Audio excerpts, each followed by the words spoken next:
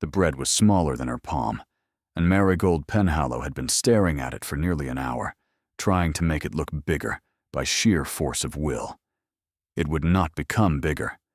It was a half loaf of yesterday's brown, the crust gone hard at the edges.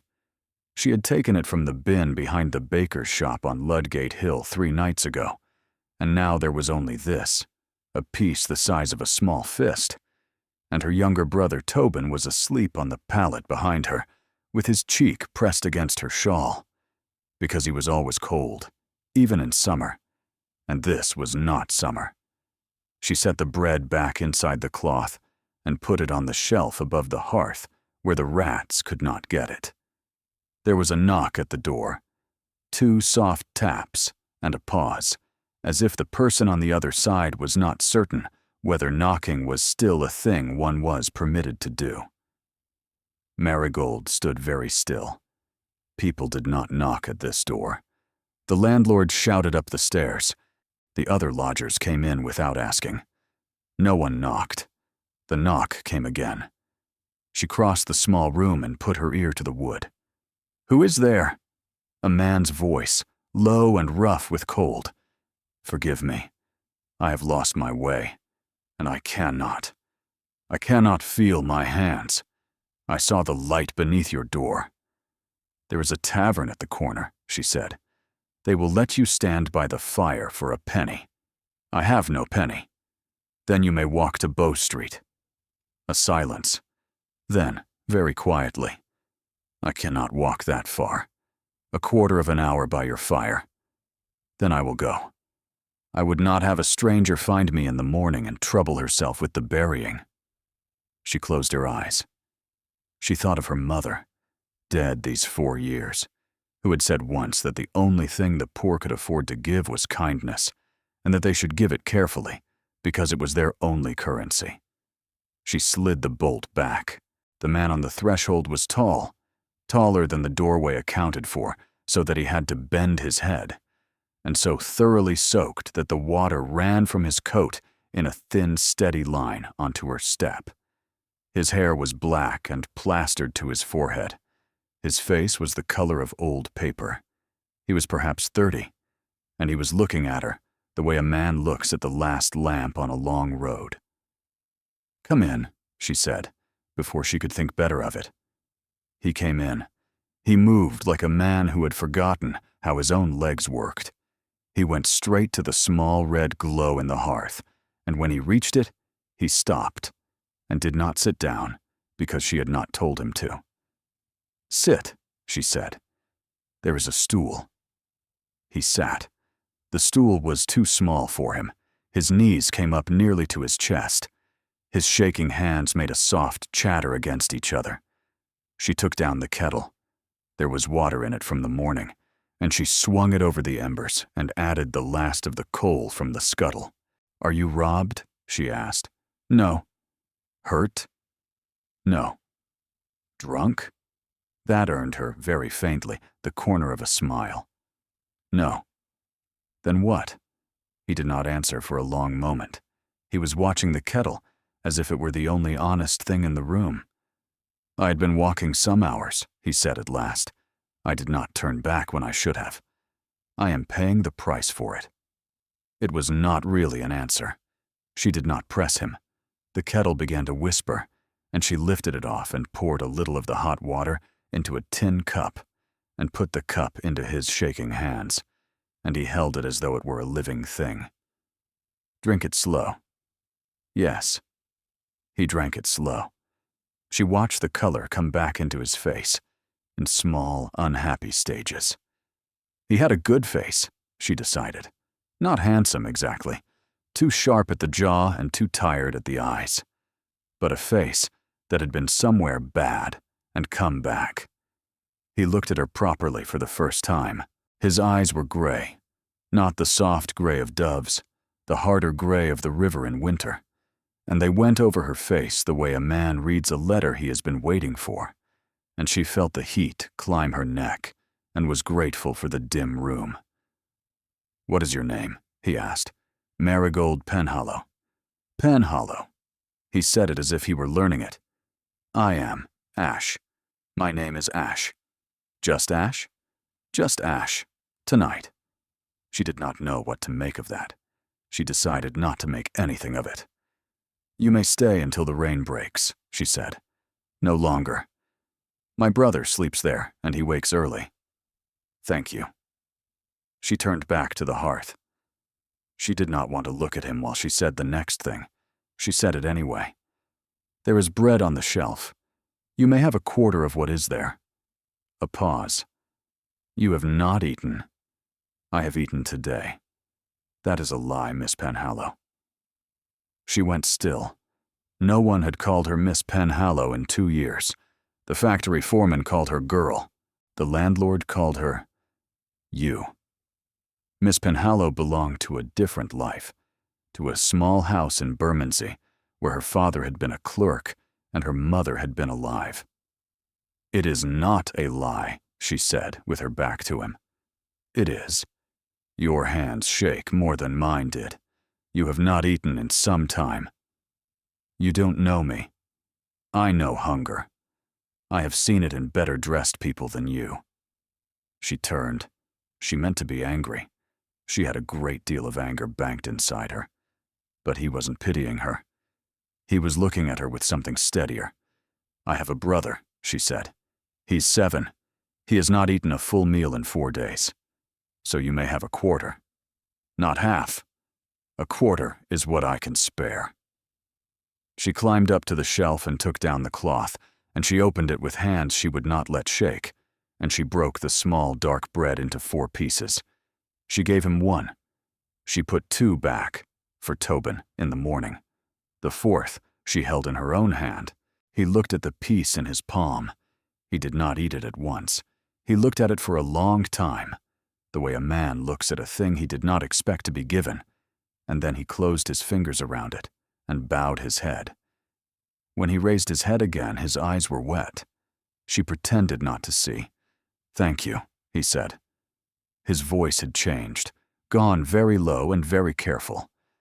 I will not forget this. It is bread. It is not anything.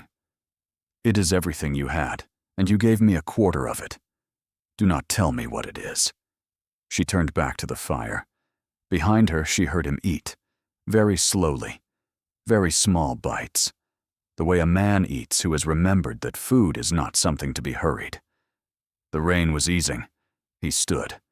He looked down at her. She had not realized, sitting, how much taller than her he was, and his gray eyes were very serious.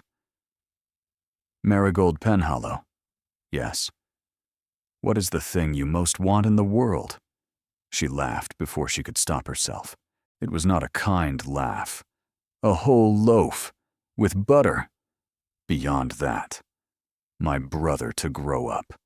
My brother to grow up and not cough through every winter, and not be sent to the workhouse when I die before I am 30.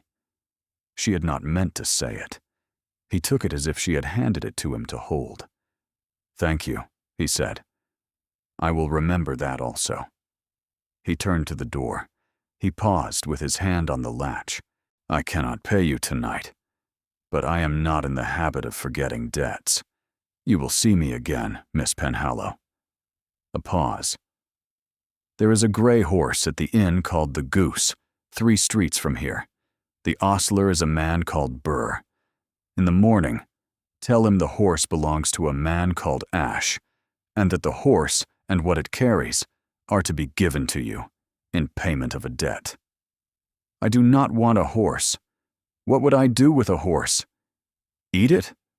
You could sell it, or keep it, or give it back, whichever pleases you. Tell Burr, you cannot spare a horse. I find tonight that I can spare a great deal that I once thought I could not. Good night, Miss Penhallow. He opened the door. The rain had thinned to a fine, cold mist. The latch clicked behind him, and he was gone before she had gathered the breath to call him back. She stood looking at the closed door. Then she went to the shelf and looked at the cloth with the 2 small pieces of bread inside it, and she put a hand against the wall to steady herself, because she did not understand what had just happened. and she had the strangest feeling that her life had moved 1 inch to the left without asking her permission. Behind her, Tobin stirred. "Mari? Was someone here?" "No. Go to sleep." She went back to the fire. The 4th piece of bread was still in her hand. She had forgotten she was holding it. She ate it standing up in 3 bites, and then she sat down on the stool and put her face in her hands and cried for the first time in 9 months. Not loudly, because Tobin was sleeping, but thoroughly, the way a person cries when something inside them has been touched that they had thought was dead. Outside, somewhere down the dark street, a horse's hooves struck once on the cobbles and went quiet. The gray horse arrived at dawn. Shadrach Burr, the ostler at the Goose, was a great red-faced man who had known her father in the years before everything went wrong. He held the reins of a tall gray gelding very respectfully, the way a man holds something he has decided not to ask questions about. "This is yours, then. The gentleman paid me a sovereign to remember nothing. The horse is yours. The saddle is yours. The bag is yours."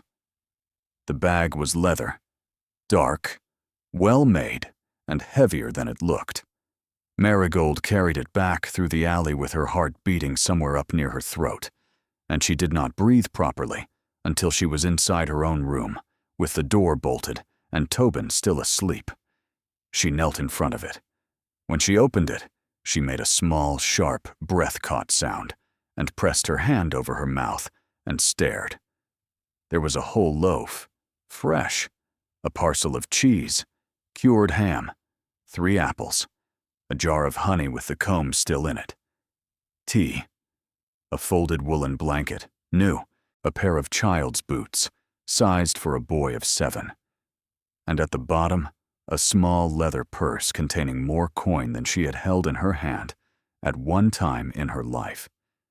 3 pounds in mixed silver and copper.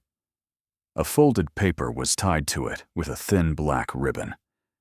"Miss Penhallow, a quarter is what you said you could spare. Forgive me. I was less generous in my accounting. Do not seek me. I will find you when I am able. The horse's name is Pennant. He is gentle. A." She read it 3 times, then folded it back along its creases and put it inside her bodice, against her skin. She woke Tobin and showed him the apples. He cried. She had not seen him cry in nearly a year. He held an apple in each hand, and the tears ran very quietly down his face. "Where did it come from?" "A friend." "We have no friends." "We have one now." He bit into the apple and laughed, and the sound of it filled the cold room like a small, surprising bell. She had just begun fitting the boots to his feet when there was a hard rap at the door. 3 times, the rap of a man who expected to be answered. "Open this door, girl. I know you are within." "Who are you?" "My name is Mr. Crail. I am clerk to a gentleman who has business with you. Open the door." She slid the bag under the pallet with her foot, put the purse inside her bodice with the note, and slid the bolt back. The man on the threshold was thick-bodied and short, perhaps 50, with a face like an unbaked bun and small, unkind eyes. He wore a good coat and carried a leather case. He did not bow. He stepped past her into the room without being invited. "You are Marigold Penhallow." "I am." "You had a visitor last night, a tall gentleman, black hair, gray eyes. I am not your enemy. I am the servant of a gentleman who is not your enemy either. The gentleman cannot be seen to associate with you. Do you understand?" "I begin to." He laid a folded paper on the table. "This is a contract, in exchange for 50 pounds, paid this morning into your hand. You will undertake never to speak of last night to any person living. You will not name the gentleman. You will not seek him. You will not, should you encounter him in the street, recognize him." 50 pounds. It was a number that did not fit in her head. £50 was a year of rent, and Tobin in school, and a doctor for the cough, and a winter coat.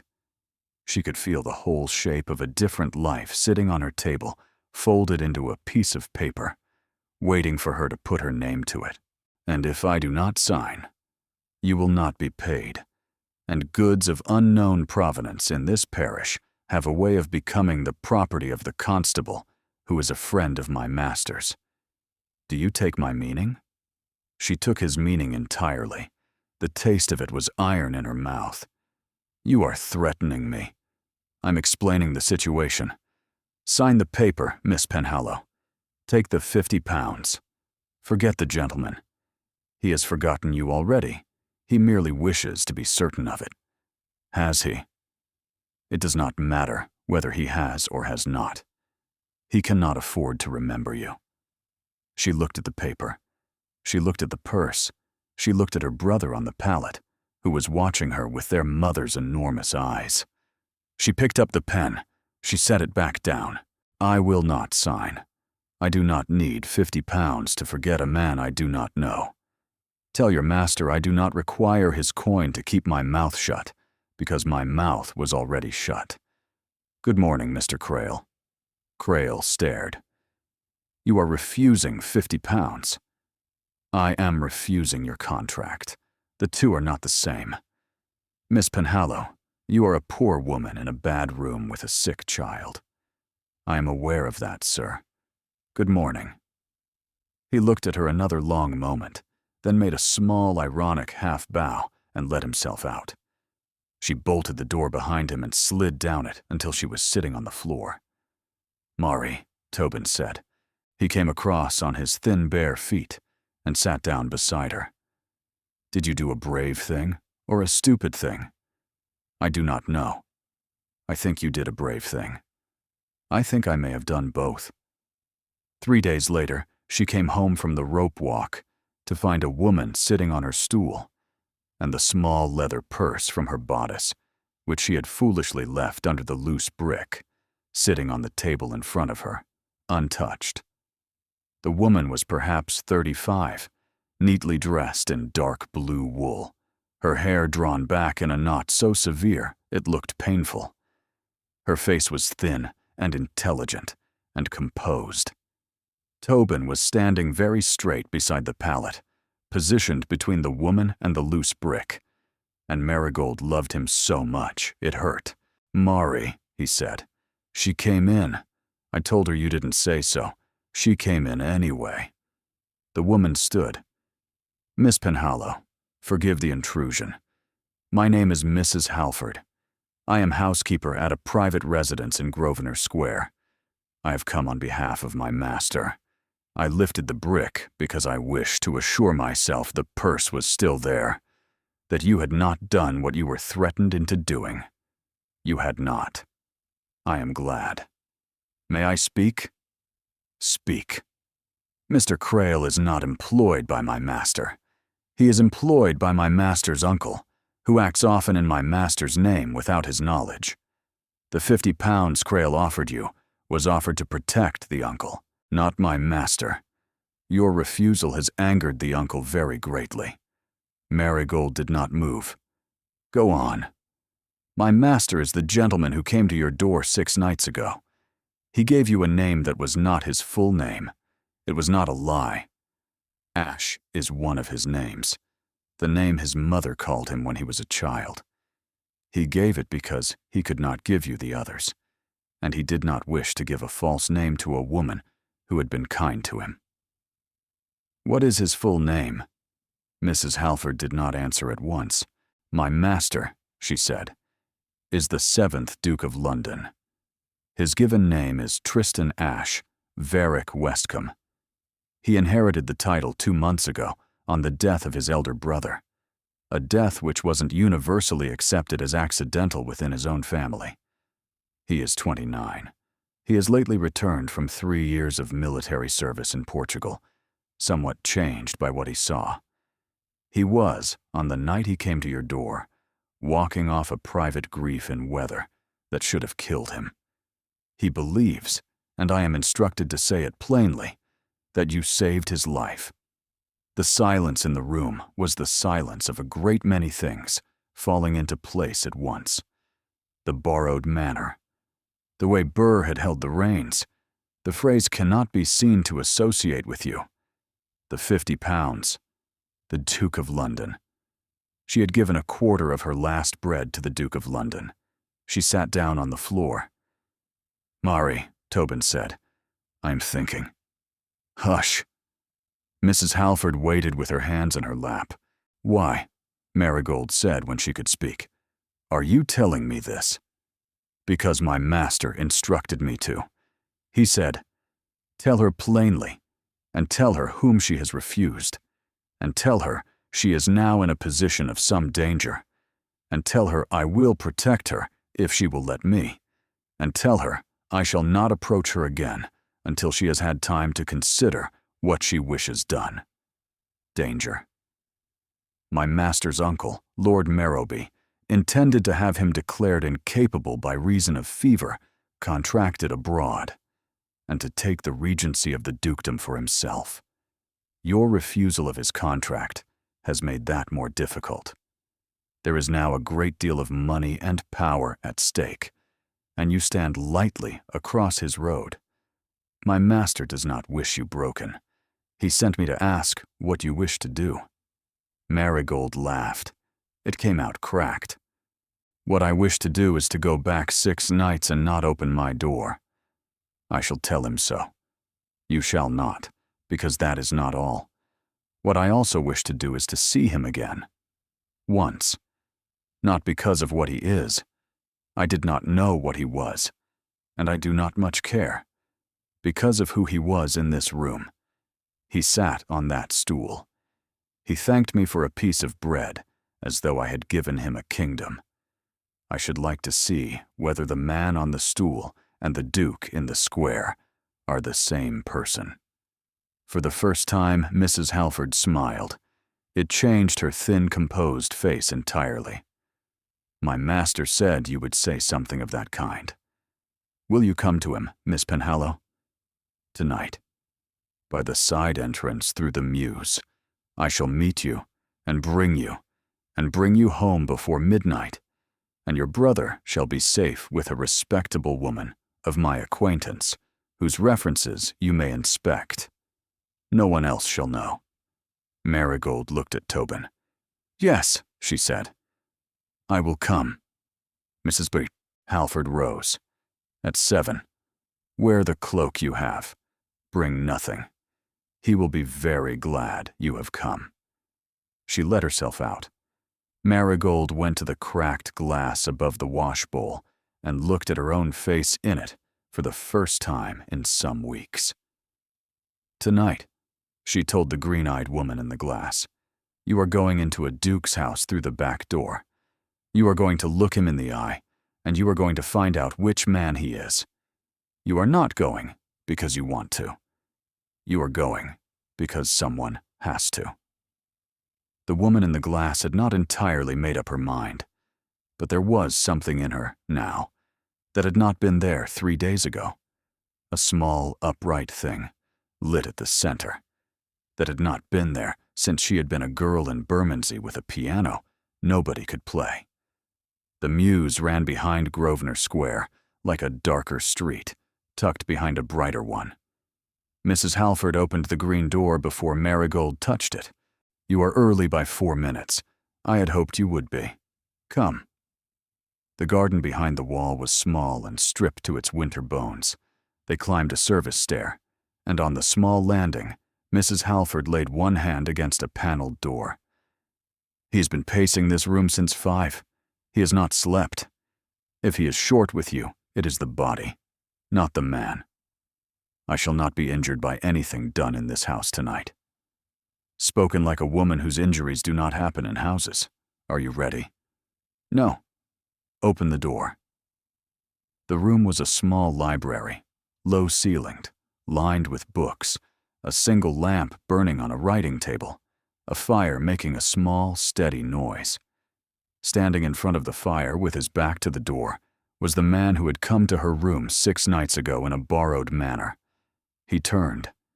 He was dressed plainly in dark gray, but the plainness was of expensive cloth cut to fit. His hair had been combed. His linen was very white. On the smallest finger of his left hand was now a heavy gold ring with a dark stone that she did not need to be told was the seal of his house. But his eyes were the same gray, the same cold river gray, and they went over her face the way they had gone over it by her hearth, and she discovered, with a kind of relief, that she had been right about the most important thing. The man on the stool and the man in front of the fire were the same person. "Miss Penhallow." "Your Grace." The two words came out of her as flat as she could make them. They did something to him. His mouth tightened for an instant. "I had hoped to be ash to you a little longer. I had hoped to give a quarter of my bread to a man who was not going to send a clerk to my door with £50. It seems we are both disappointed." Mrs. Halford withdrew with a curtsy so neat it was nearly invisible, and the door closed. He came around from the fire to the back of one of the leather chairs. His knuckles whitened where they gripped the wood. "That clerk was not sent by me." "So I have been told. Mrs. Halford has explained the rest. There is an uncle. There are interests opposed to yours. I am now in some danger, and I am here in your house at 7:30, having been brought in by the back, because to be seen at the front would be ruinous to me and inconvenient to you. Have I understood the shape of the thing? You have. Then perhaps you would tell me plainly what you want of me." "I do not know." "Your Grace, that is the honest answer. I sent for you not because I had a thing to ask, but because I had a thing to say, and I did not know how to say it without seeing your face. I have spent 6 days in a sick bed, and 3 of those nights I dreamed of your fire and your brother, and the way you broke a small piece of bread into 4 parts, as though you were performing a sacrament. I dreamed I did not deserve any of it. Then I dreamed I did. Both dreams were unpleasant in their own ways. I would like to apologize." "For what?" "For not telling you my name. You were honest with me, and I was not. You answered a question I had no right to ask.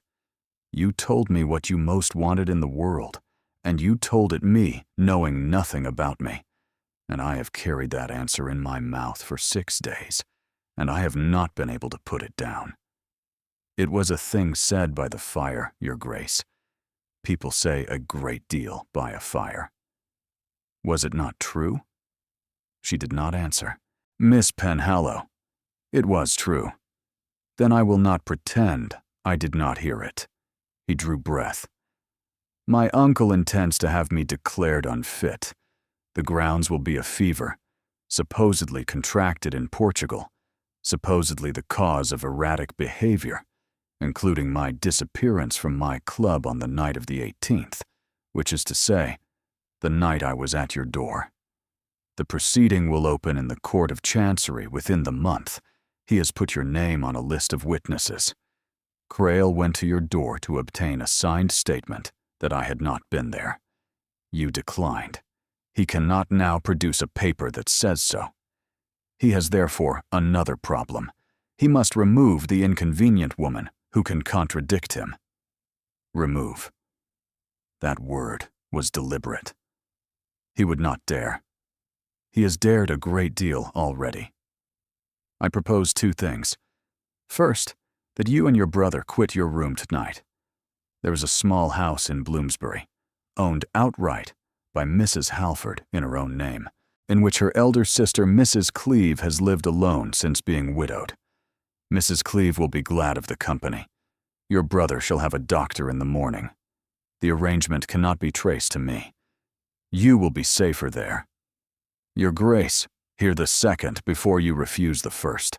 I propose that you allow me to see you, not as a duke, not as a benefactor, as a man who owes you a debt that cannot be paid in coin. I shall come to the Bloomsbury house when I can, as Ash, by the back, in plain clothes, exactly as I came to your door. I shall sit by the fire, if you will permit. I shall not pretend it is anything other than what it is. I cannot offer you what a gentleman ought to offer, because I am surrounded by people who would destroy you for being offered it. I can offer you my company, and my protection, and my honesty. May I see you?" She walked to the writing table and put one fingertip against the brass base of the lamp. "You are asking me to be your secret." "I am."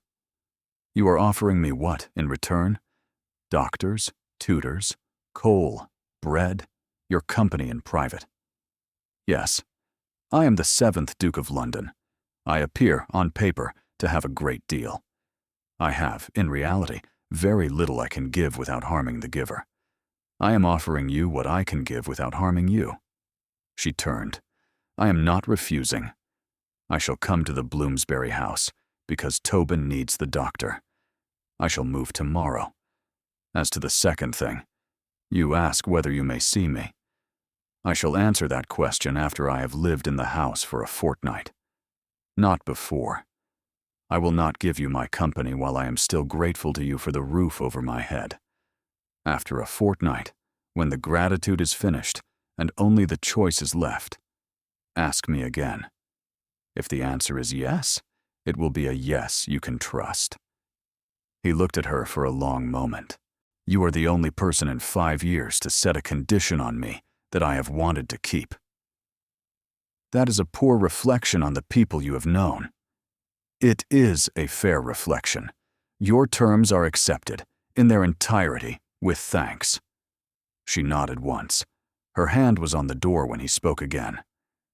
"Miss Penhallow, I rode home that night, and I sat in this room until dawn, and I tried to remember the last time anyone had given me anything they could not afford to give. I went back through every year, including the years on campaign, and I could not find one. People have given me a great deal. They have given me their daughters, and their loyalty, and their lives. They have given because I am what I am, or because they were ordered to. No one has ever given me a quarter of a piece of bread, which was the last bread they had, in a cold room in the dark, with a child sleeping who was hungrier than they were. I rode home and I sat here until dawn, and I understood that I had been a man of straw for a long time, and a woman in a parish I have never visited had taken a piece of straw out of my chest and put a piece of bread there in its place. Do you understand what I am telling you?" She did not turn around. "I understand that you are in your own way given to extravagance, Your Grace, and that you have not yet entirely recovered." He laughed, soft, surprised, and the sound did something to her she did not wish to examine.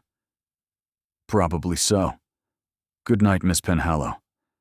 "Good night, Your Grace." She let herself out. In the lamplit mews, Mrs. Halford glanced at her sideways under the brim of her bonnet. "Well, child, he's not what I expected. No one is. Are you on his side or on mine, you wonder?" I had not asked. "I shall tell you anyway. I have been in his service since he was 11. I am on his side in everything that concerns his life. But I should not be helping him in this matter if I did not also believe it was good for you. If I thought he was using you, we should not now be walking in this direction." Marigold did not press her further. She did not see him for 14 days. The Bloomsbury house was small and yellow, and stood at the end of a quiet terrace, where the lamplighter came at the same hour every evening. Marigold discovered, in the first week, that she did not know how to be a person to whom things happened on time. The doctor came on the second day, a small, tidy, white-haired man named Mr. Quill, and listened to Tobin's chest for a long time. Then he sat at the kitchen table with Mrs. Cleeve. "He is not yet dangerously ill. He will be in 3 winters, if he is not warmed and fed and kept dry. Milk twice a day.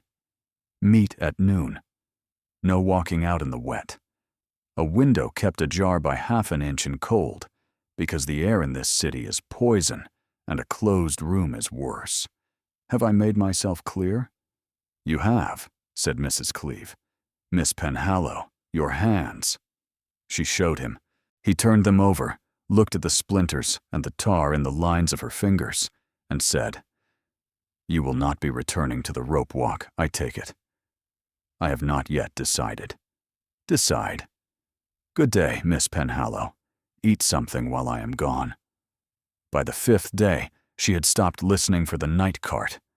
By the 7th day, Tobin had a tutor, a young divinity student named Mr. Lynn, who treated her brother as a person of consequence and not a charity, and who said gravely, "Miss Penhallow, your brother is quick. I beg you not to underestimate him." Tobin went pink to the tips of his ears. By the 10th day, she had begun to fear the fortnight. The fortnight had taught her that he was watching, even though absent. He had paid attention to small things she had said. A piano arrived in the parlor on the 4th day. She had told him about the piano nobody could play. A winter coat for Tobin in his exact size on the 6th. She had not told him that. He had simply remembered the boy on the pallet. A green ribbon laid quietly on the kitchen table on the 8th, with no note. A small green book of poetry on the parlor shelf on the 9th, with the single word, Ash, on the inside cover. By the 11th day, she understood that she was being courted in a language designed not to look like courtship. She went out on the 11th evening to the small, frost-bitten garden, sat on the bench by the dead pear tree, and said to the cold air, "I will not be bought. I will not be bought by ribbons and poetry and a coat that fits him exactly. I am tired, and I am full-fed for the first time in 3 years, and that is a kind of drunkenness. I will not make my decision while drunk." In the morning, she found Mrs. Halford in the kitchen. "3 more days, Mrs. Halford. He is to send me nothing until then." Mrs. Halford set down the teapot. "I shall convey it. He will not enjoy it. He will survive it." The next 3 days were the hardest of the fortnight, because nothing came. On the 14th day, a knock came at the kitchen door, not the front. Mrs. Halford answered it herself. "Miss Penhallow, he has sent the question. Will you take it here? Here. It is this, he asks. May I come?" That was all. No flourish, no qualification. She had been bracing against something elaborate, against gallantry, and he had refused all of those and given her, instead, 3 words. "Tell him yes, by the back, as Ash.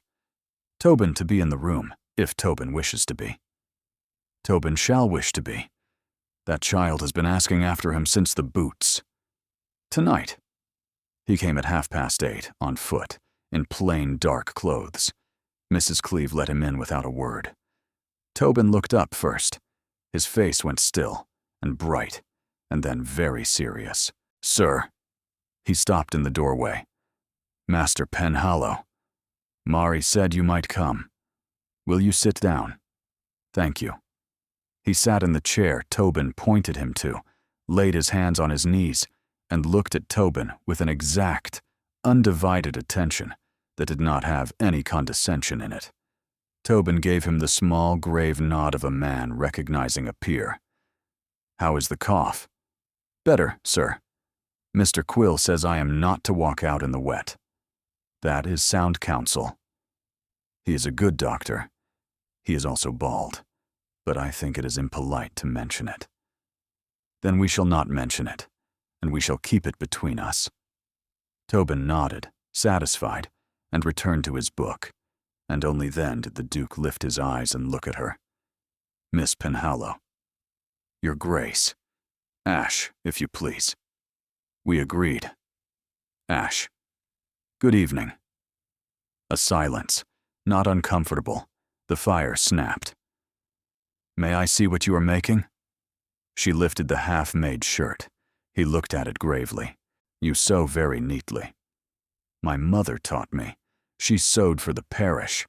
We were not always poor, Ash." "I did not suppose you were always poor." I have not yet thanked you for the piano. Do not thank me. I made you a promise to send nothing more after the 11th, and I broke it on the day I made it, because the piano was already paid for and could not be retrieved. I beg your pardon for the piano. I forgive the piano. I do not entirely forgive the green ribbon. The green ribbon was unforgivable. It was. I shall ask Mrs. Halford to retrieve it. You shall not. I am wearing it. He looked. She had bound her hair back with it that morning, and had told herself she was wearing it because it suited her hair, which was a lie. And now the lie was sitting in front of the fire. I shall not pretend I have not enjoyed the fortnight, Ash. I am glad. I am also aware that I have been bought a piano, and a coat, and a doctor, and a roof. This is not nothing. It is nothing in comparison. In comparison to what? He did not answer at once. He looked at the fire, then at Tobin's bent head, then back at her. Did you read the book of poetry? Yes. Did you mark a page? I did. Will you tell me which? No. If I tell you, you will know more about me than I know about you, and that is not yet a thing I am willing to accept. When I know one thing about you that you have not chosen to tell me, I shall tell you the page. What thing would you like to know? Tell me about your brother. He went very still. She had not planned to ask. It had simply come up, the way important things come up in lit rooms. His name was Aldous. He was 4 years older than I. He was Duke for 14 months. He died on the 7th of September, on the great staircase of our house in the country, having fallen, supposedly, from the 3rd landing to the 1st. He was not a man who fell downstairs. The house was full at the time. My uncle was there. Half the household was there. No one saw him fall. The verdict was misadventure. I was on a transport ship between Lisbon and Plymouth. I learned of it in Plymouth, from a note in my uncle's handwriting. He had written in advance. Do you understand what I am telling you? I understand. I cannot demonstrate it. It is the kind of thing that cannot be demonstrated in our courts. But I have known it since I read the note, and I have not slept 3 hours together in the month since. I'm sorry. Did you love him? I admired him. I'm not sure I was permitted to love him, but I would have come to. We had begun. There. That is one thing about me you did not know. The page? She rose, went to the small green book, opened it to the page she had marked with a folded thread, and carried it to him. He looked. The thread lay across the 8th line. And in the giving of small things, we are ourselves made larger. He read it, closed the book, held it for a long moment in both his hands. Thank you. You're welcome. May I come again? On Sunday. On Sunday. He stood and set the book back on the small table, exactly where it had been. Master Penhallow. Sir? I should like to bring you a thing on Sunday. A horse. Tobin's mouth fell open. His name is Pennant. He has been promised to your sister these 2 weeks, and your sister has been refusing to take possession of him on the grounds that she does not know what to do with a horse. I should like to put him in the small stable at the corner of this terrace and teach you how to feed him. Mari? Yes. On Sunday. After church. She walked him to the kitchen door. In the kitchen passage, with no one watching but a single lit lamp, he stopped and turned and looked down at her. And for an uneven moment, something in his face came undone, and she saw it, and she did not look away. And he raised his hand and touched, very lightly, the green ribbon at the end of her plaid. He let it go. He bowed. He went out. She bolted the door, put both her hands flat against the wood, and said aloud to no one, "Oh, that is bad. That is the worst possible thing." Mrs. Cleeve, passing with a candle, did not pause. Yes, dear, it generally is. There is bread and butter on the dresser. Good night." He came on Sunday with the horse. He came again on the Wednesday, with seedlings for the garden, because it will be spring eventually, and the garden ought to be ready when it is. By the end of the 3rd week, a pattern had set. Twice in a week, never more, on foot, by the back, an hour or 2 in the parlor with Tobin on the rug, and Mrs. Cleeve at her work table. He listened when she spoke. He remembered.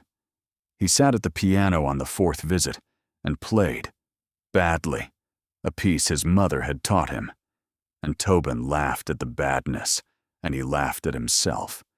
And Marigold sat on the small chintz sofa and watched him laugh, and felt something open in the center of her chest, like a fan that would not close afterwards. This was a problem. The 10-year-old girl in Bermondsey, who had sat at her own piano and believed in things, had been put away, very carefully, in a locked box at the back of Marigold's mind some years ago. And the Duke was, week by week, picking the lock without seeming to try. She told no one so. On the 5th Sunday, he did not come. Mrs. Halford came instead, in a hired carriage with the blinds half down, and walked into the kitchen without removing her bonnet. And Marigold knew before she spoke that something had broken. He has been served. The Court of Chancery has accepted the petition. There will be a private hearing in 11 days. His uncle has presented the court with a list of witnesses. She laid the list on the kitchen table. Marigold's eyes went down it without reading the names, looking for one in particular, and she found it, second from the bottom.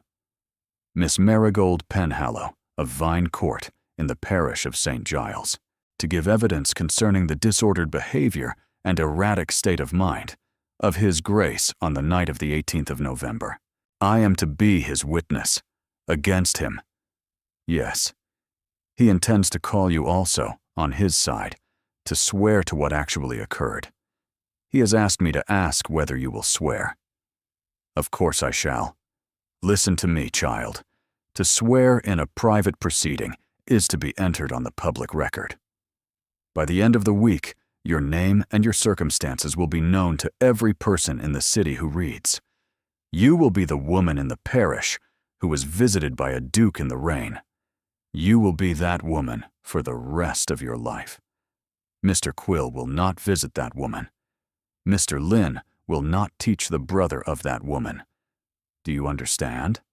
I understand. He has asked me to tell you he will not require you to swear if you do not wish to. He can defend himself by other means. The means are not as good. They will be enough, perhaps. They may not be. He has sent you to release me. He has. Why has he sent you instead of coming himself? Because he does not trust himself in your parlor to ask for the thing he most wishes you to give. He thinks if he asks it himself, you will say yes for the wrong reason. And he will not have you say yes for the wrong reason. He has not slept again. The summons has done a thing to him. Marigold pressed her hands together until the knuckles whitened. If I swear, am I not also making a claim upon him? You are. The kind the world will see. The kind that cannot be denied afterwards, by him or by you or by anyone. And he has thought of that. He has thought of nothing else. And he has still sent you to release me. He has. She thought about Mr. Lynn refusing to teach the brother of that woman. She thought about what she had said to him in his library. The two things must not be confused. The gratitude was finished. The fortnight had passed weeks ago. She was still herself, and the answer she was about to give was coming from a place where she could stand up straight. Mrs. Halford, tell him I shall swear. Tell him that the woman in the parish gave away a quarter of her bread because she could afford to that night, and that she finds, today, that she can afford this also. Tell him I have decided what kind of woman I shall be, and the kind I shall be is the kind who stands up. Tell him I know what I am doing. Mrs. Halford did not weep. She pressed her lips together. "Yes, Miss Penhallow. Will he come tonight?" "He has been on a horse outside this terrace for an hour and a half. He will be at this kitchen door within 20 minutes of my walking out of it." He came in within a quarter of an hour, in his plain clothes, with his hair undone by the wind, and his eyes very bright. Marigold. He had not used her name before.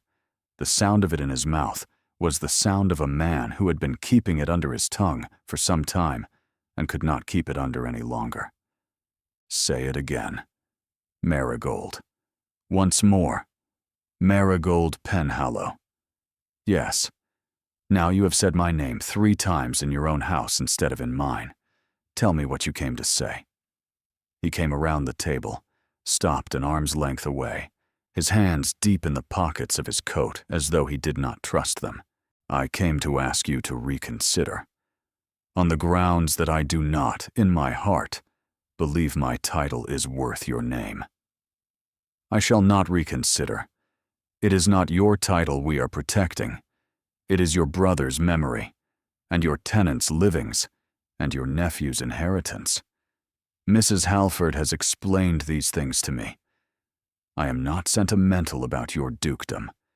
I am also not sentimental about my own anonymity.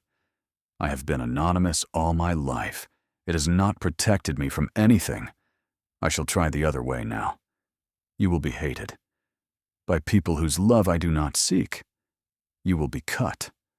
By people whose company I have never had. Marigold. Sit down. The kettle is on." He laughed, a small broken laugh, and sat at the kitchen table and put his face in both his hands. For the first time she saw him entirely undone, saw what the 11 days had cost him, the sleeplessness in his shoulders, the tremor in his fingers, and she stood with her hands on the back of the chair and watched the man she had decided to stand beside in open court. He lifted his face. "Forgive me. There is nothing to forgive. I had not understood, until you said it, how much I had been counting on being released by you. I should have known myself better. You will know yourself better now." She poured the tea, set a cup before him, sat down opposite, and folded her hands on the wood between them. "There is a thing I have not told you. I marked the 8th line because it was true. But I marked it also because I had been looking all my life for a small thing I could give that would make me larger. I had given many small things in the parish, and they had not made me larger. They had made me thinner. I had begun to think the line was a lie. Then you came to my door, and I gave a quarter of my bread, and I went to bed afterwards with the strange feeling that something had been added to me instead of taken. I shall swear in your court, not because you have asked me to, but because the small thing has, for once in my life, made me larger. And a woman who is larger does not refuse to stand up." He looked at her across the kitchen table, and at last he nodded. "I shall not ask you again." "Thank you." He stayed half an hour. He sat with Tobin in the parlor. He played the badly played piece on the piano again, more badly than before, and Tobin laughed, and the Duke, when he stood up, looked at her over Tobin's bent head with the face of a man who had been given something he had not earned and intended to spend the rest of his life earning it. At the kitchen door, she gave him a folded page from the green book. He put it in the inner pocket of his coat, against his shirt. "Good night, Marigold." "Good night, Ash." She went up to her bed and lay in it with her eyes open. She was not afraid of the court, or the gossip papers, or the drawing rooms. She was afraid of one thing: the thought of the chamber across the corridor on the day of the hearing, and the man inside it, who would not be permitted to come to her until she had sworn. 11 days became 7, and 7 became 3, and the household fell into the kind of quietness that comes over a house when everyone has agreed not to speak of the same thing. "Monsieur toi, Mrs." Cleve made bread before dawn and laid the table with 2 extra knives that no one would use. Tobin got every sum right twice over. Mr. Lin, at the door on the 2nd evening, knelt down to his height. "Sir, will the court be unkind to her?" "The court may try, but your sister is the sort of person who is difficult to be unkind to. She does not give them the openings. Trust her, and eat your supper." He came on the night before the hearing. He came on foot after midnight in a cloak she had never seen, the hood up. Mrs. Halford let him in and went out into the alley to keep watch. He pushed the hood back. He did not look well. There was a shadow under his eyes the color of the river at dawn, and the bones of his cheeks stood out under his skin. But the gray eyes had the very steady brightness of a man holding himself together by an act of will. "I should not be here. No, I came anyway. I have 10 minutes. I have come to make you a promise. I have come to make it tonight in this kitchen, with no one in the room. I shall not make it again in any other place. Will you let me? Yes. Whatever happens tomorrow, whatever they ask you, whatever they print of you afterwards, I shall not, from this hour, behave towards you as a man who has been done a kindness by a woman in a parish. I shall behave towards you as a man who is in your debt for his life and his name, and that debt doesn't have a clean number on it. It doesn't get paid off by ribbons and pianos and houses in Bloomsbury. It doesn't get paid off at all. I am not at liberty to call it by its proper name in any room outside this one. But I will not have you lie down in your bed tonight, on the night before you stand up for me, and not know that I have called the debt by its proper name to myself, in this kitchen, with my eyes on yours." She heard him. Her hands on the table did a small, involuntary thing. They turned, palms up, of their own accord, and his hands came forward and rested on hers, and she felt his fingers close around hers, and she felt him breathe out as a man breathes out who has been holding a single breath for many days. Tristan. It was the first time she had said the name. The sound of it came up out of her chest, as if it had been waiting there. "Yes, I hear you. Thank you. I have a thing also to say. I have been afraid for the past 4 weeks of one thing only, that when this is over, you will look at me and see, instead of the woman in the kitchen, the woman in the witness chair. That my standing up for you will become, in your mind, a thing I did instead of a thing I am. That you will be grateful instead of glad, and that the gratitude will become a wall between us. I tell you tonight because you have made me a promise, and I shall make you one in return. I shall not let you put up that wall. If you try, I shall come around it. If you build it higher, I shall climb. I am not interested in being a debt. I am interested in being a person you put your hand on across a kitchen table." His grip on her fingers had tightened while she spoke. "I hear you. Marigold. Tomorrow. Tonight you have 9 minutes left. I would rather sit with you in this kitchen with your hands on my hands and not say anything at all.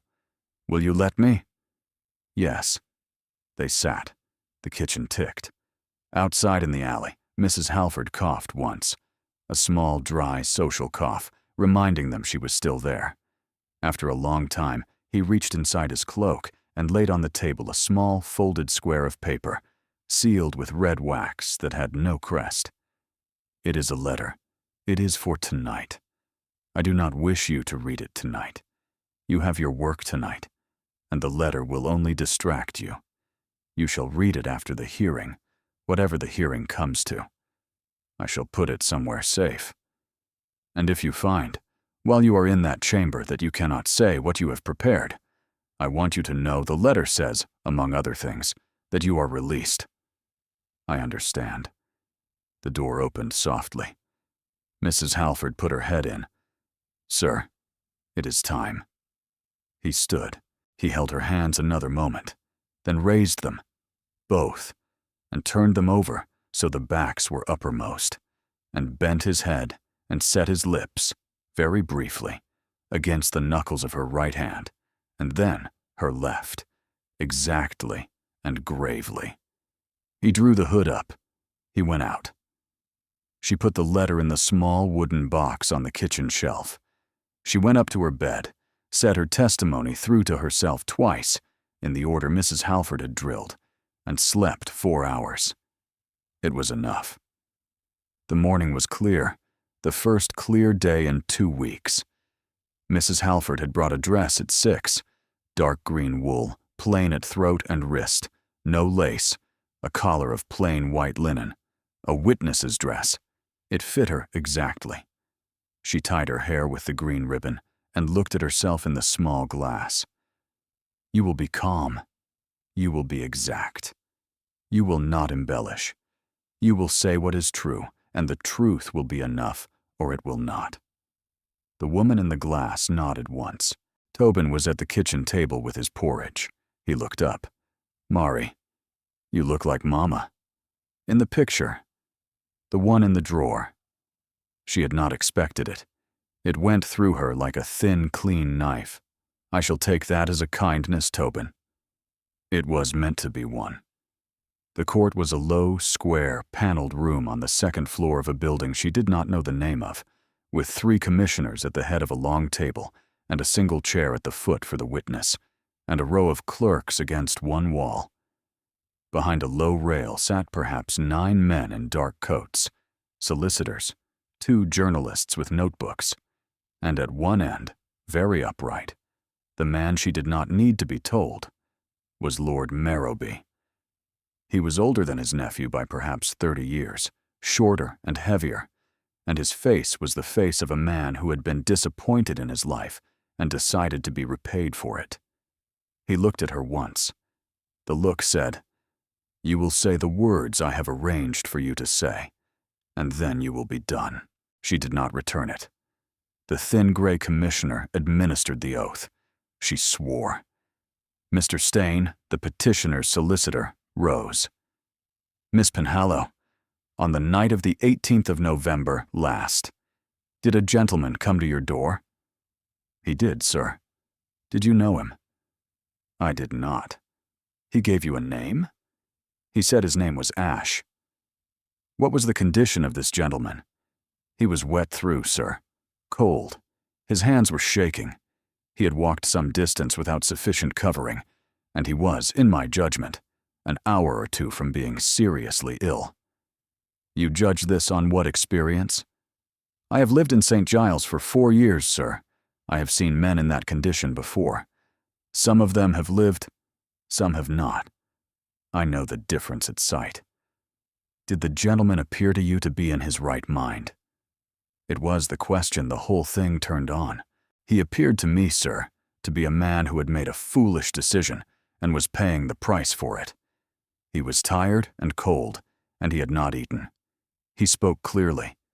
He answered my questions sensibly. He did not rave.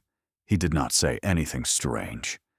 He thanked me for my fire and for the small piece of bread I gave him, which was the last bread in the room, and he ate it slowly, in the manner of a man who knew what bread was. He observed that I had not eaten and refused to take more than a quarter. He behaved like a man who was thinking. Not less. More. More. Yes, sir. More than he was, I should imagine, accustomed to." A small ripple in the room. One journalist wrote quickly. Marrowby did not move. "Miss Penhallow, 3 days later, were you visited by a clerk? By a Mr. Crail. What did he offer you?" £50, sir, in exchange for my signature on a document attesting that the gentleman had not visited my room on the night of the 18th. "Did you sign it?" "I did not, sir." "Why?" "Because the gentleman had been there. I do not put my hand to lies, sir, for £50 or any other sum.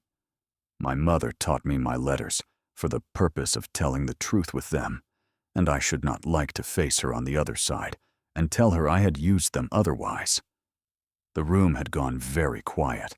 The thin gray commissioner set down his pen. "Miss Penhallow, in your honest judgment, on the night of the 18th, was the gentleman of sound mind?" "He was, sir. He is." "Thank you. Sir, may I add a thing?" "You may. On the night of the 18th, the gentleman did a thing which I have not, in 7 years of living in that parish, seen any well-fed person do. He took a quarter of a bad piece of bread out of the hand of a hungry woman, and instead of eating it, he held it for a long moment as though he had been given a thing of weight. Then he ate it slowly. Then he thanked me as though I had given him his life. I have thought a great deal about what kind of mind notices a small thing in that way. I do not believe it is a disordered mind, sir. I believe it is a mind that is, at last, in order." The silence held a moment longer. "Thank you, Miss Penhallow. You may stand down." She stood down on legs that did not quite belong to her. She did not look at Marrowby. In the corridor, Mrs. Halford put a hand on her elbow. "Sit, child." She sat. A clock somewhere struck 11, then the half hour. The chamber door opened. Men came out. Mr. Stain with the careful blankness of a solicitor who had lost. Marrowby, who passed without looking at her, his face the face of a man who had been refused a thing by a court he had been certain in advance would grant it. The thin gray commissioner paused. "Miss Penhallow, you did very well." He went on. The second door opened, across the corridor, and the 7th Duke of London came out. He was very pale and not quite steady. He saw her and stopped, and his gray eyes did the thing they had done in his library. They steadied, and he came across in 3 long strides and stopped a foot away. "You did it. I did it. They will not declare me unfit. Stain has signaled as much. The judgment comes tomorrow. Good. Marigold, not here. No. Forgive me. May I see you home? You may not. No, of course not. Tomorrow, as we agreed.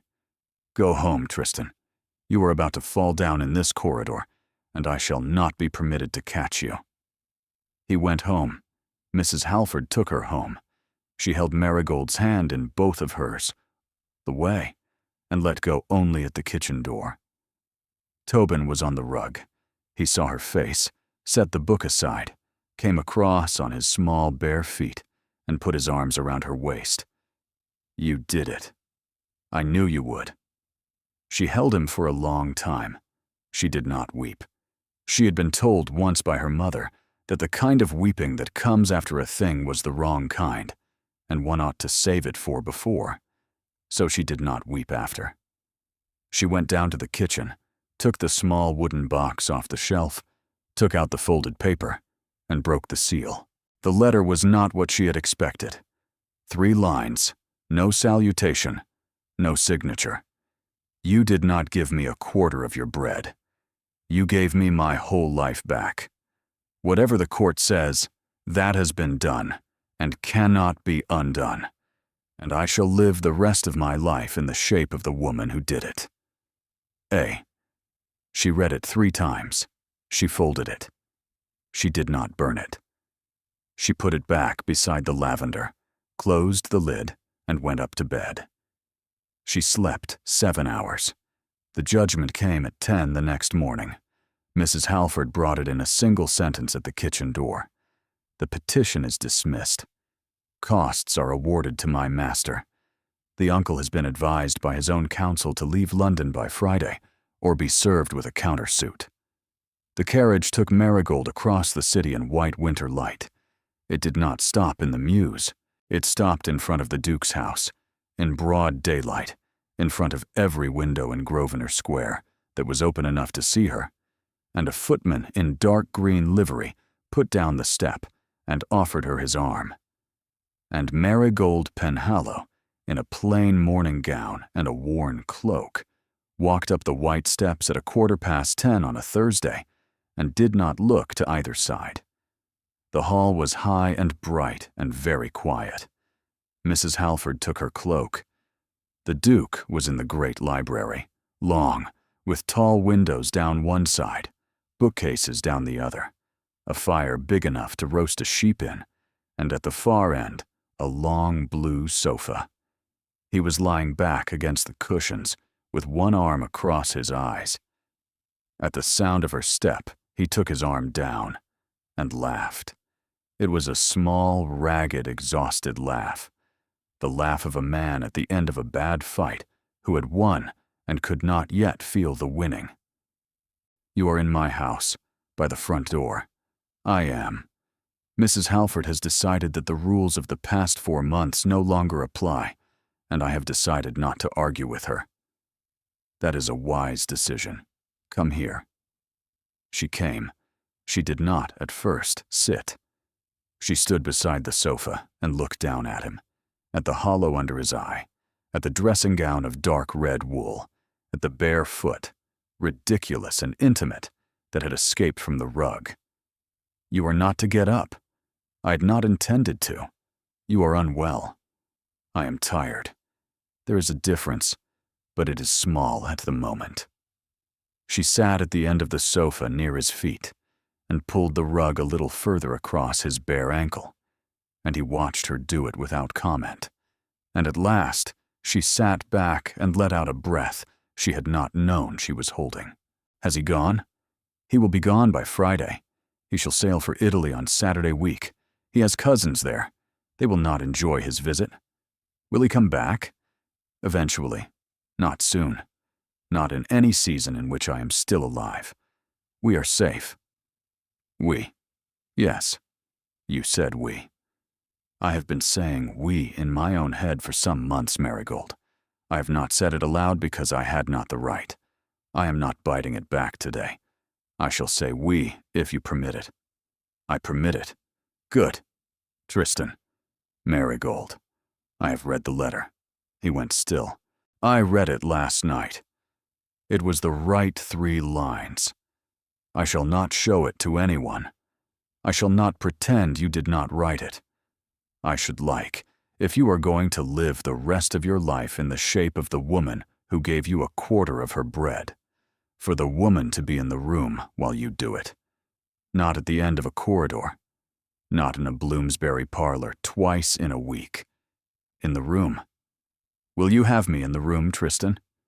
Yes. Properly. Yes. Knowing what people will say. Yes. Knowing what your mother will say. My mother is going to like you a great deal. She is 61 and in Devonshire, and she has been writing me for 3 months, telling me to make myself useful to my house, by which she means I am to marry, and she is not specific about the woman. She will be displeased. She will be displeased for a fortnight. After the fortnight, she will love you. I have known her 61 years, 29 of which have been quite enough. She laughed. He held out one hand. She did not take it at once. She looked at it, the long fingers, the heavy gold ring, the pale blue veins along the back, and then put her own into it, and his fingers closed around hers, and he drew her gently down the length of the sofa towards him until she was sitting against his side under the rug, with her head against his shoulder and his arm around her. He turned his head and kissed the crown of her hair where the green ribbon ended. That was all. He did not press her. After a long time, he said, "Marry me, Marigold. Tristan. I am asking properly. I shall ask again, in a drawing room, in evening clothes, with my mother in the next room, when I am better. This is not the asking. This is the warning that the asking is coming. I tell you now, because I will not have you walk into it without notice. I hear you. Yes. Good." She closed her eyes. This is the moment I shall remember, she thought. Not the kitchen. Not the courtroom. This, a man's shoulder under the side of her face. the smell of the wool of his dressing gown, the crack of a coal in a grate. The word yes still warm in her mouth. He knew. His hand on hers tightened, very briefly, and then settled. He slept for nearly an hour, with her under the rug against his side. Mrs. Halford did not bring in a tray until the Duke himself, half waking, made a small, inquiring sound, whereupon she appeared with tea and toast within 40 seconds, having clearly been standing in the hall the whole time. He went home with her in mind. She went home at 4. Tobin was at the parlor window. He saw her face and understood at once. He came down the stairs in his stockinged feet. "Mari, is he all right?" "He is all right." "Are we all right?" "We are all right, Tobin." "Good." And he went back to his book. He came into Bloomsbury on a Sunday afternoon 5 days later in a curricle that did not pretend to be anything other than his. Black lacquered, matched bays, a footman in dark green livery. He drove himself and stopped in front of the yellow house in broad daylight, and the small, respectable terrace, which had been deliberately uninterested in its newest tenant, came alive at every window. He stepped down. He came up the 3 white steps with a small bunch of late winter roses in his hand that he had clearly bought from a shop and not had sent. Mrs. Cleeve, in her good cap, opened the door before he could knock. He came into the parlor and bowed. "Miss Penhallow, I have come to ask for the honor of paying my addresses to you. Openly. I have been to your brother. He gave permission after some negotiation." "Some negotiation?" "He required me to swear that the horse pennant remained the property of Master Tobin Penhallow in perpetuity, and that no future Duchess of London was to interfere with Pennant's keep, his oats, or his right to the small stable, until such time as Master Penhallow himself decided otherwise. I have sworn." "Tobin." "Yes," said Tobin from the rug. "I made him sign. Mr. Lynn helped. He used the word perpetuity. I think it is a very fine word." "It is a very fine word, Master Penhallow." "Thank you, sir." The Duke turned, gravely, back to her. "Miss Penhallow, my addresses." "Granted. You have been tolerable about every other thing you have been required to do in my company, Your Grace. I have no complaint." "Then will you walk with me as far as the British Museum and back, in front of every drawing-room window in this terrace, on my arm?" "I will." She put on her cloak. She tied the green ribbon under her chin. They went down the white steps and along the quiet terrace, and the windows did exactly what windows do in such terraces. From a window above her, she heard, in a clear, sharp woman's voice, that is, the woman from the court, and she did not flinch, and the Duke did not flinch, and they walked on. They passed 3 other couples. One, a man and woman in their 40s, with the sharp eyes of people who read the gossip papers, looked at Marigold deliberately and did not bow. The Duke, gravely, took off his hat to them and held it in his hand, and waited. The man, after a long moment, took off his hat in return. The woman, more reluctantly, inclined her head. They passed. "That," he said, "was the editor of the Morning Argus. By morning, he will have decided he was not, in fact, cutting us, and that he merely had not seen us in time. We are not going to win all of them, Marigold, but we are going to win enough." His mother came up from Devonshire on the Thursday, small, gray, sharp, with hands like a sparrow's claws. She arrived at the yellow house at 11:30, alone in a hired chair, without her son. Marigold rose and curtsied. "Sit down, child. I am going to ask you 4 questions. You will answer them. Then I shall decide whether to go back to my hotel and tell my son he is a fool, or to tell him I approve. I am ready, ma'am. Question the first. Are you in love with my son?" "Yes, ma'am," Question the second. Were you in love with him before you knew his name? I was beginning to be. I was not on the night he came to my door. I gave him the bread because he was cold, not because he was anything else. The other has come since. Question the third. Will you, when you are Duchess, conduct yourself as a Duchess? I shall conduct myself, ma'am, as I have conducted myself, which is the only way I know how. If that is not how a Duchess conducts herself, then I shall be a Duchess of a different kind. Forgive me. That is the truth. Question the fourth. Will you give him children? I shall give him whatever children come, with my whole heart, and I shall love them, and I shall not blame him if there are none, and I shall not blame myself if there are none, and I shall not, in any circumstance, treat them as a payment due.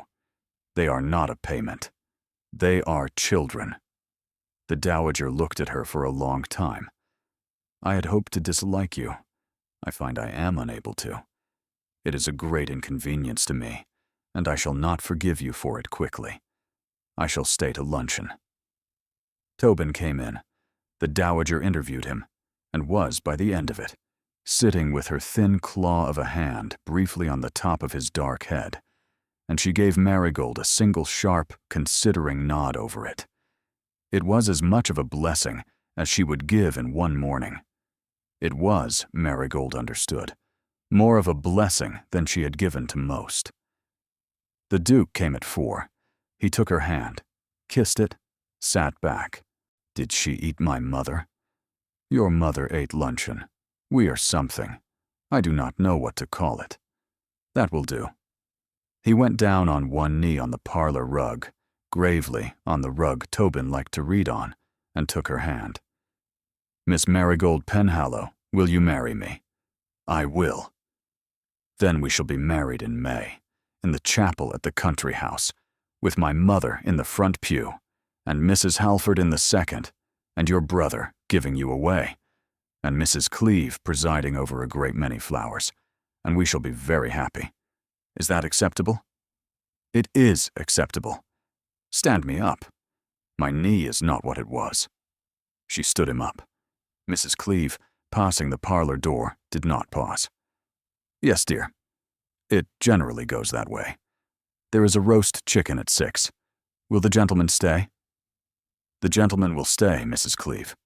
Very good, Your Grace. The wedding was set for the 2nd week of May. It was the 1st week of February, when she discovered Lord Marrowby had not, in fact, sailed. The discovery came in a letter, delivered at 9:30 on a Tuesday, addressed to her in a hand she did not know, sealed with red wax that bore no impression.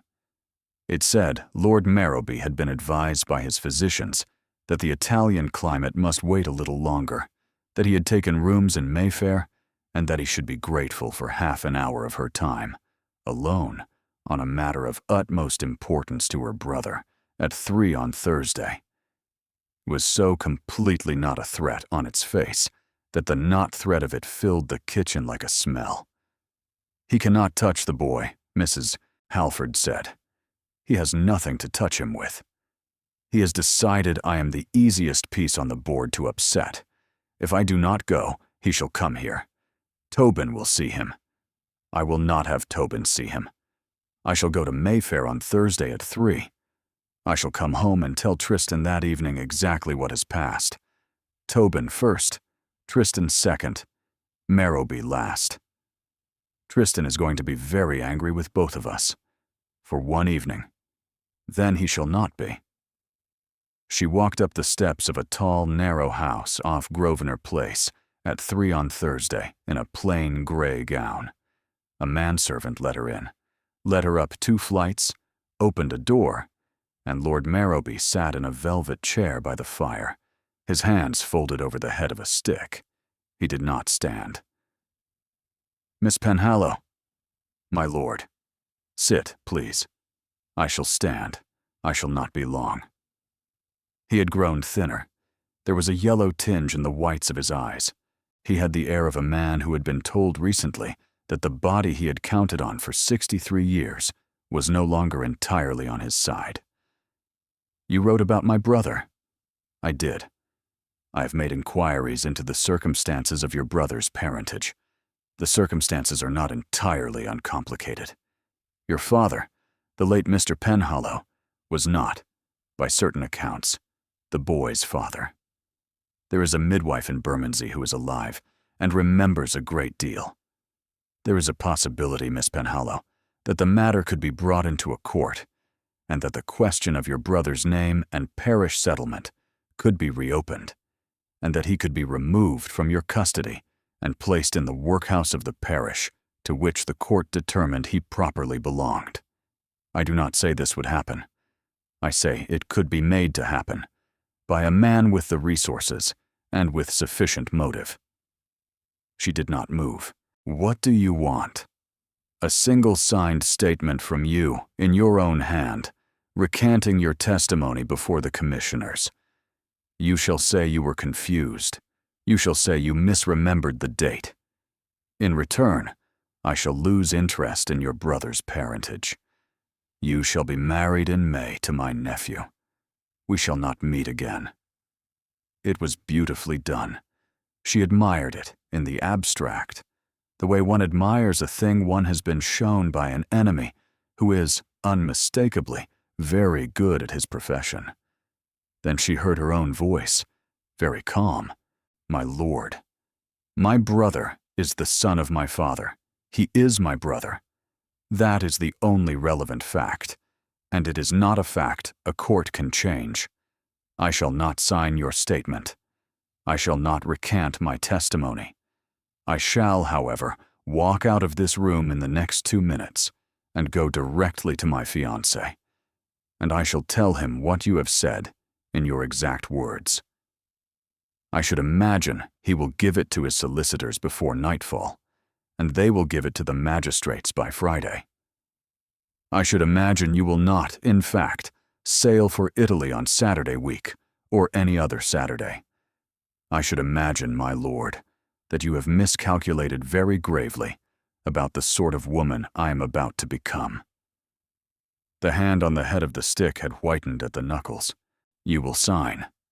"I shall not. My brother sleeps in a yellow house in Bloomsbury. He has a tutor. He has a horse. He has a sister who has stood up in a court of law and said exactly what was true and was believed. And that sister is going home now. And she is going to write to the Lord Chancellor's office before supper. And she is going to enclose a copy of your letter to her of Tuesday last. She is also going to pay the midwife in Bermondsey a visit on Saturday, with her future husband's solicitor present. The Italian climate, after all, is a question of weeks. The English climate, in your case, is a question of days. Good afternoon. Miss Penhallow, you are a hard woman. My lord, I am a poor maid who once gave a quarter of her last bread to a stranger. I am no harder than I was made. Good afternoon." She did not curtsy. She walked out, down the 2 flights, across the pavement to the carriage. Mrs. Halford had her watch in her hand, and her face was very white. 22 minutes. Get in." The carriage moved. Marigold sat with her hands folded and looked at the floor. She did not weep. Half a mile on, she began to shake. Small, involuntary shake of a body that had held itself together past the point at which it had any business holding itself together. Mrs. Halford put both arms around her without a word. "Take me to him." He came down the great stair himself in his shirt sleeves, with a paper still in his hand. He stopped on the 3rd stair when he saw her face. "What has he done?" "Take me into your library, and I shall tell you. Send for your solicitor while we speak. Do not interrupt. I should like to say at once." He did exactly as she asked. Mr. Penrose was in the room within 40 minutes. Marigold told the story from beginning to end in her witness chair voice, calm and exact. Mrs. Halford confirmed what she had seen. Mr. Penrose took notes. The Duke did not speak throughout, except when she came to my brother, sleeps in a yellow house in Bloomsbury. at which he made a small sound, half a laugh and half something else, and put his hand briefly over his eyes. When she had finished, he stood. Penrose. Tonight. Lord Chancellor's office. Magistrates. The midwife in Bermondsey is to be visited tomorrow morning by you in person, with witnesses, and a sworn deposition is to be taken from her as to the parentage of Tobin Penhallow, and a copy is to be lodged at the parish church before noon. By Saturday, I want my uncle in custody on a charge of attempted intimidation of a witness in a closed proceeding, and a second charge of attempted extortion against a private person. He will not sail.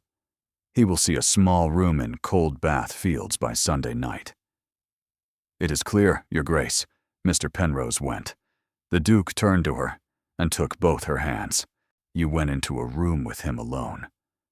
Mrs. Halford was in the carriage. Do not, Marigold, do not do that again. He shall not have the chance. Promise me. I promise. He raised her hands to his mouth and kissed both her knuckles, exactly as he had done in her own kitchen on the night before the hearing. The midwife was visited on Friday morning by Mr. Penrose with witnesses. Her sworn statement was unambiguous. Tobin Penhallow was the legitimate son of the late Mr. Penhallow of Bermondsey, and there had never been the slightest doubt of it. The deposition was lodged at the parish church before noon. Marrowby was arrested at his rooms on Friday evening, quietly, with Mr. Penrose present. The proceedings began Monday. He would not be at liberty in any meaningful sense for some years. Marigold slept the whole night. In the morning, the frost was on the inside of her window in small ferns, and Tobin woke her by climbing onto her bed, and she made the sound a woman makes who has woken to a child climbing onto her bed in a warm house in a quiet street, and pulled him under the covers. That was the end of Lord Marrowby. He shall not appear in this story again. She was married on the second Saturday in May. The chapel was at Westcombe in Devonshire, where his father and brother were buried, where the lawn ran down to a small stream and the ash trees were in green leaf for the first time that year. The party was small, his mother in the front pew, Mrs. Halford in the second, with Mrs. Cleeve, Mr. Lynn in his good coat with new spectacles, Mr. Quill, Shadrach Burr at the back, his hat in both hands, Pennant in the stable-yard in a wreath of green leaves Tobin had insisted on. Tobin walked her up the aisle. He had grown 2 inches in 5 months and was wearing a new coat of dark blue that he wore as though he had been born to it. He held her arm gravely and did not look anywhere but at her face. At the altar, he gave her hand to the Duke. Then he did not sit down. He stood beside the Duke on the Duke's left, exactly as a small best man would stand. He had not been asked to. He had simply, in his own assessment, decided this was where he ought to be. And the Duke, looking down, did not correct him. Instead, laid his right hand briefly on the boy's shoulder and left it there while the bishop began the words. The dowager, in the front pew, made a small noise into her handkerchief and pretended she had not. Marigold heard nothing of the words. She heard the bishop's voice as a kind of slow river in the background, and felt Tristan's hand on hers, and the weight of the small gold ring being put onto her finger. At the end of the words, the bishop made a small inclination of his head, and the Duke turned to her and said, "Not for the bishop, only for her. Marigold." "Yes. Hello. Hello." He kissed her, once, very lightly, on the mouth. It was the first time. They had agreed that the first time should be in the chapel, and not before, and he had kept the agreement, and so had she. And now the agreement was finished, and the small crowd in the pews behind them clapped, Tobin loudest, and they walked together down the aisle and out into the green morning air. There was a breakfast. There was a moment when Shadrach Burr stood up at the long table. The Duke had insisted he sit down at it. and raised his glass. I knew her father. I carried her on my shoulder when she was a child. I kept a horse for her in my yard. And I didn't ask why, because a man with a hard yard learns not to ask. With your Grace's leave, I'd like to say one thing. Her mother said once that the only thing the poor could afford to give was kindness, and they should give it carefully because it was their only currency. Well, she gave it. On a wet night in a bad parish to a stranger. And here we are, on a green morning in Devonshire, and the stranger turns out to have been a duke, and the duke turns out to have been a good one, and I'm at the wrong end of his table eating ham.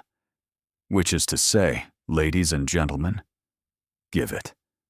Give it carefully. You'll be surprised what comes back. He sat down. The dowager put her hand briefly on his sleeve as she passed an hour later, going out to the lawn.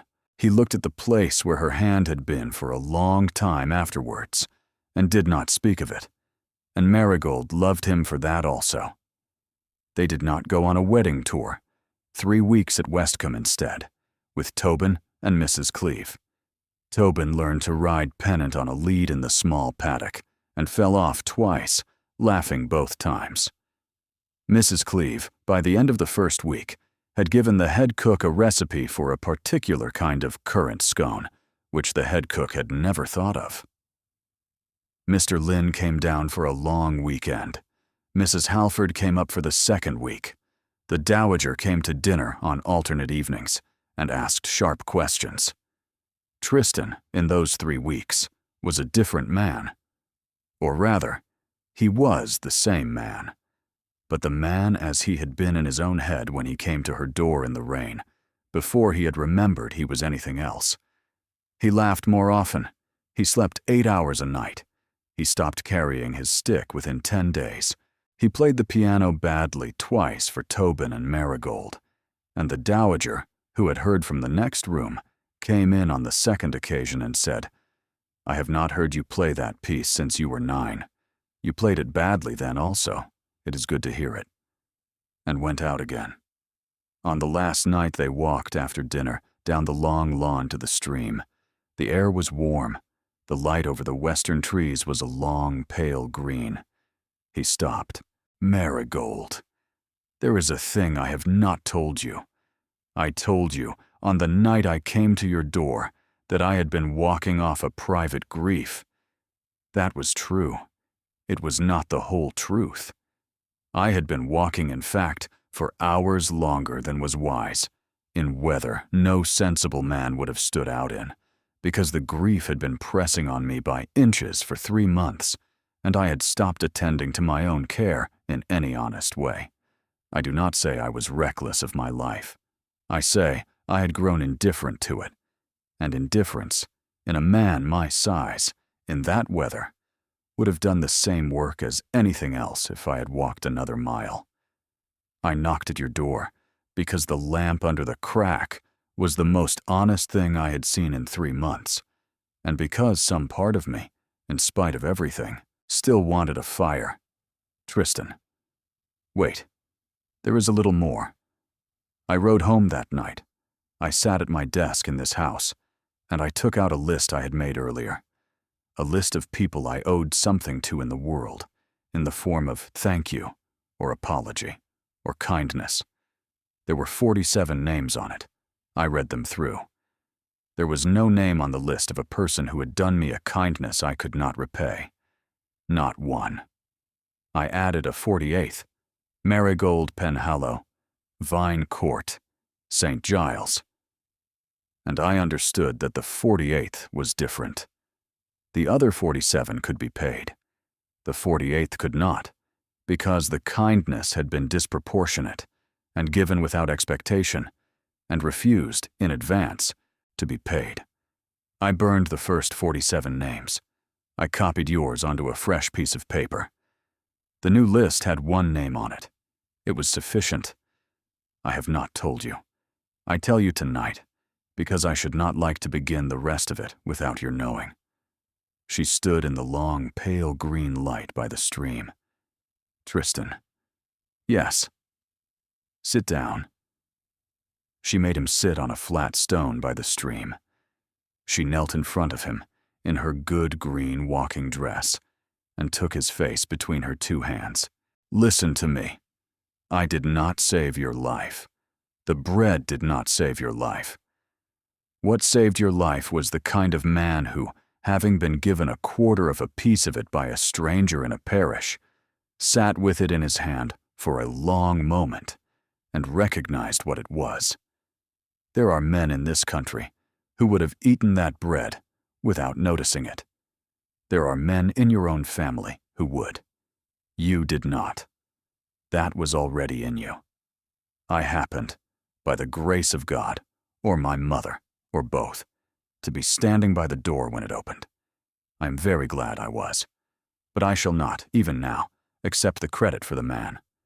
The man saved the man. The bread was a small assist. Do you hear me? I hear you. The man saved the man. Good.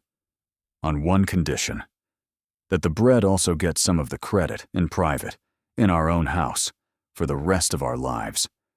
Not in the world. In our kitchen. I shall be permitted, in our kitchen, to thank a piece of bread once in a while. Yes. Yes. She was still kneeling in the grass with his face between her hands. She kissed him properly for the first time. Properly, in the long, pale green light, by the small stream at the bottom of his lawn, on the last night of the 3 weeks at Westcombe. And she kissed him with the whole of what she was, and he kissed her back the same. Somewhere in the upper meadow, a single early owl began to call, and went on calling for a long time, and they did not, for a while, particularly notice it. When at last she sat back on her heels, his hand was in her hair. Marigold. Yes. Hello. Hello. They walked back up the lawn in the dark, hand in hand, and the house at the top of the hill was lit in 3 windows for them. 2 years passed. Tobin grew. He turned 8 in the autumn after the wedding, and 9 the autumn after that. He learned Latin badly and Greek worse, and arithmetic with a kind of cold precision that delighted Mr. Lynn. His cough did not return. Pennant grew old in the small stable. Tobin rode him only at a walk now, in the lower paddock, and brought him an apple every morning, and held the bridle gravely while the horse ate, the way a person holds the hand of an old friend. The yellow house was kept open. They came down from the square to take Sunday dinner in its kitchen, at least once a fortnight, and Tobin often slept in his old room there, because, as he gravely informed Marigold on his 9th birthday, he was attached to the window. I should not like to lose the habit of the window. The dowager thrived. She had taken charge of Marigold's wardrobe, the household linen at Westcombe, and the second drawing-room in Grosvenor Square, which she had pronounced unfit for a duchess, and had, in 18 months, ruthlessly transformed into a room she pronounced adequate. By Christmas of the 2nd year, she and Marigold had an arrangement.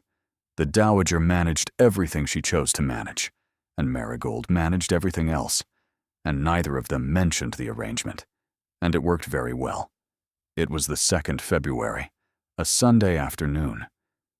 There had been a clean, light, civilized snow that lay on the small geometric garden behind the house in Grosvenor Square in a thin, even film.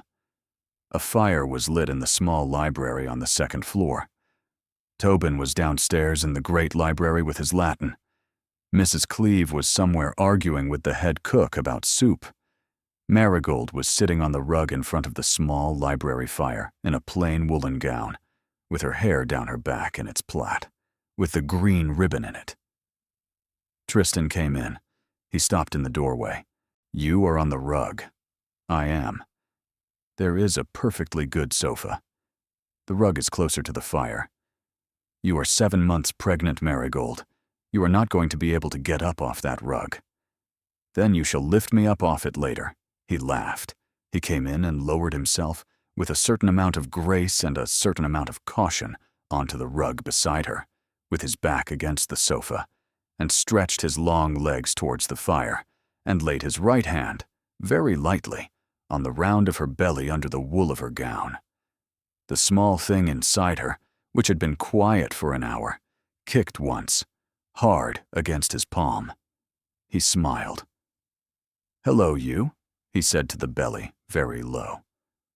"Try not to kick your mother's ribs from the inside. Try also not to be born before May. Those are my requests. You are not obliged to honor them. I love you. Go to sleep." The kick did not come again. He left his hand where it was. His hair had begun to gray at the temples, only a little, not enough for anyone outside the household to notice. And his face had filled out, and the hollow under his eye was gone.